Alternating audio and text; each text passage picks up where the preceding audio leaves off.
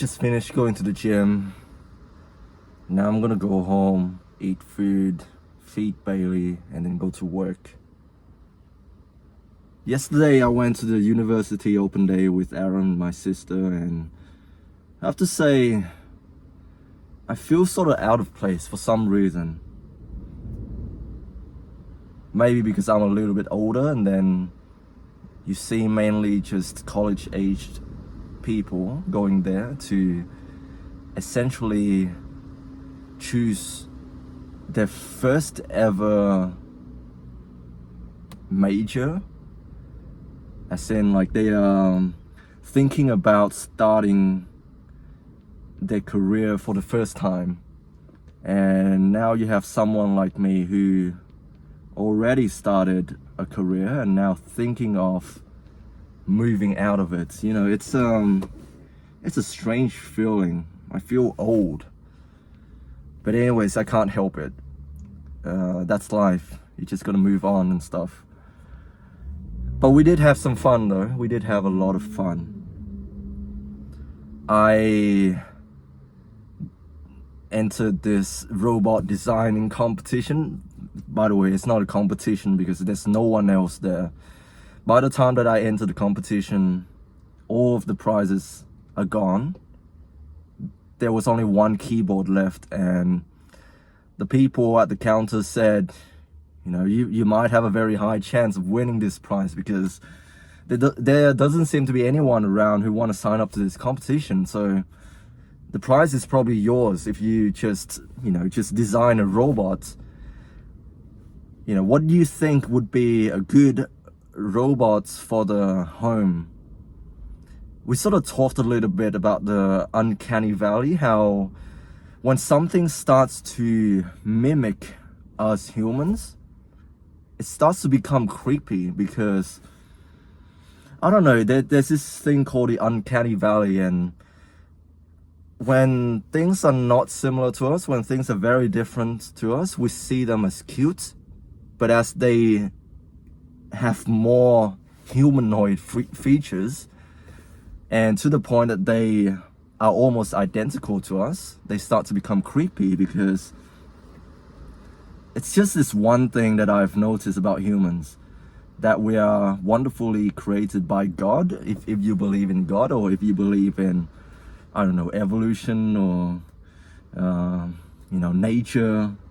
You know, like we might not be completely unique in this universe. There might be other similar organisms to us, but I believe that we are wonderfully and uniquely created by God, our creator, and that you cannot replicate this. You know, no matter how hard you try, you cannot replicate something that is uniquely, lovingly created by our creator. So that's what I think, and I truly agree with these people behind the counter. You know, like when you start creating something and you try hard to make it similar to ourselves, then it starts to become creepy.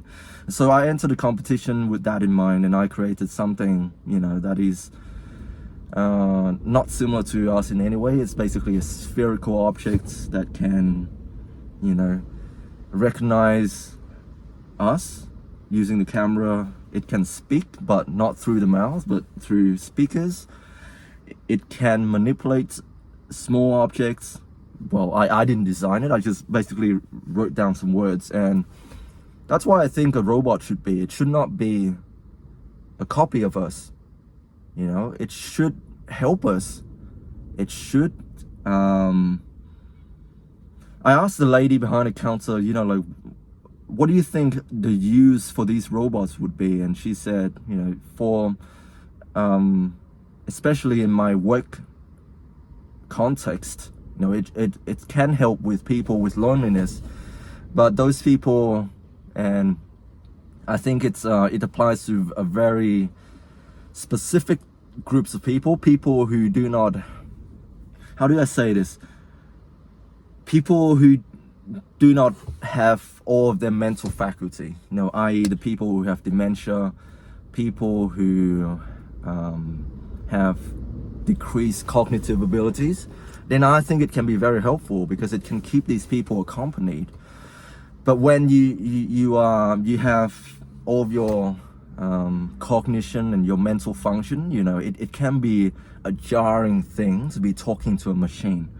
I find myself especially feeling very uneasy talking to, a machine like ChatGPT, asking it to, recreate a breakup text from my ex-girlfriend or something. It's very jarring to be pretending to talk to these, machines as if they are humans.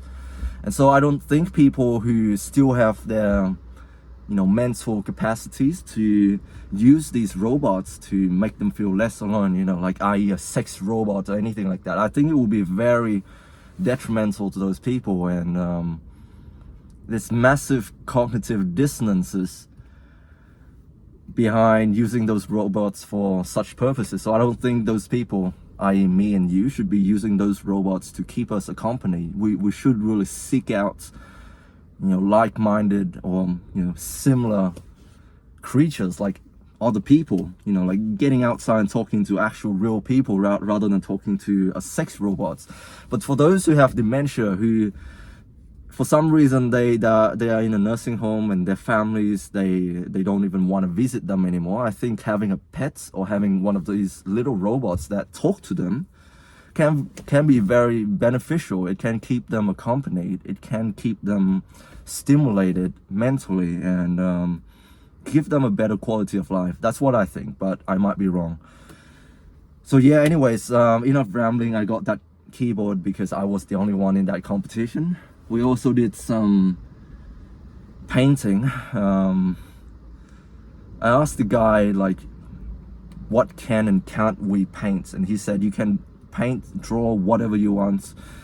So I ended up exercising my creativity and using my artistic license to, draw whatever that was on my mind. And my sister and Aram, after they finished their drawing, like the guys actually complimented them, saying, oh, you have a beautiful painting. But then they looked at my painting and they were like, no comment. Like they don't say anything about it, and you already know what happened. So yeah, I think they were a little bit disturbed by my painting. I think it's pretty cool. I drew a lot when I was admitted to the psychiatric department. I drew a lot of these types of painting, and it's quite cathartic in a sense. It's I don't know, art therapy. When you're allowed to freely express yourself, it's such a wonderful feeling. Even though it might be socially unacceptable, like when you write down what you think, even though if it's like the most fucked up, disturbing things. That's why I love metal, heavy metal music, because it's so fucked up. Some of it, the lyrics, the social commentary, it talks about real things, like drug addiction, sexual abuse, war, violence, these aggressive, these dark, heavy topics. I know that I will not ever let myself act on these things, let myself be consumed by these emotions and act out on my, I guess you can call, psychotic thoughts. But it's so freeing. It's so freeing to be able to draw and express myself through art, writing music, creating videos even,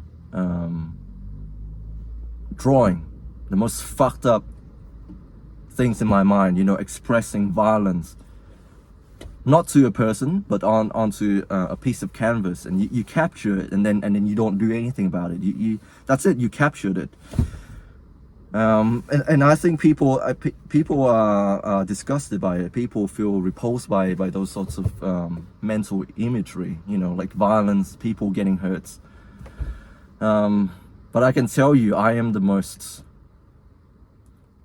like, I wouldn't hurt a fly. I don't think I can bear myself to hurt people. But it's cathartic. to throw out these things. I don't know what I'm talking about. I think I need to go to therapy, and people have talked about therapy before. But you need to be in touch with your thoughts. You cannot just brush them aside and bury them deep within your psyche. You need to confront them. And I think the most healthy way is to not block out these thoughts. You acknowledge them. They come to you, these violent thoughts. They come to you, you acknowledge them. I get intrusive thoughts sometimes when I'm driving. Hey, what if I hit this person? What if I'm driving and then this kid jump out in front of me? I'm gonna hit them. So what? You acknowledge the thoughts. Acknowledge that it's just a thought. It's gonna pass straight through you. Thoughts come and go. You acknowledge them. And if you can, write them down, draw a picture. It's art. When you frame it as art, then you can get away with murder. What am I talking about? I'm not advocating for violence, okay? I'm just exercising my artistic freedom. It's art, and it will stay as art. I will never harm anyone. I will never do anything horrible like that. It's just a picture of a family being struck by lightning, with a bunch of, like they've been watched. That's what on my mind. That's what I think about. A pregnant woman with a baby, getting, like a whole family going through a tragedy. And yeah, that's it. That's on my mind, and I feel for them. I can't do anything about it. That's it for today, guys. Hope you guys are doing well. Stay strong. God bless. I'm gonna go home now, eat some food, go to work, help the people in my community. Sometimes, maybe even save lives. Sometimes be a part of someone's success in their recovery journey, getting out of hospital. That's what's meaningful to me. And I will continue to help people in any way that I can. I'm not perfect. I'm fucked up, but I'm trying my best. That's it for today, guys. Hope you guys are doing well. Stay strong, and I'll speak to you soon.